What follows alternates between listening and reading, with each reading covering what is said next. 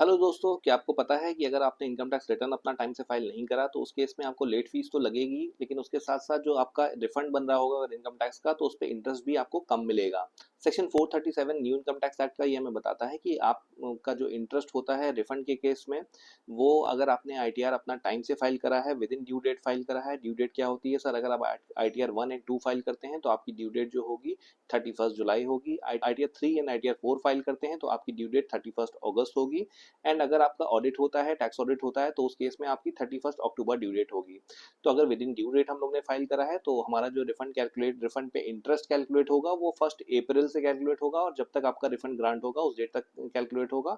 लेकिन अब अगर आपने ड्यू डेट के बाद फाइल करा है तो आपका जो रिफंड कैलकुलेट होता है वो आपकी फाइलिंग डेट से लिया जाता है और जब भी आपको रिफंड ग्रांट करा जाएगा।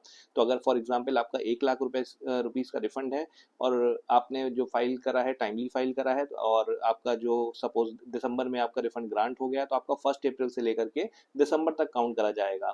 तो आपका पूरा 9 मंथ का आपको इंटरेस्ट मिलेगा जो कि हमारा 6.5% के हिसाब से आपका करीब 1 लाख पे 4500 रुपये हो जाता है। लेकिन अगर हमने ड्यू डेट के बाद अपना फाइल करा है, फॉर एग्जाम्पल हमने अपना फाइल करा था नवंबर में फाइल करा था, तो उस केस में हमें सिर्फ 1 महीने का अपना इंटरेस्ट मिलेगा। तो हमारा यहाँ पे इंटरेस्ट का लॉस हो सकता है अगर हमने आईटीआर अपना टाइम से फाइल नहीं करा।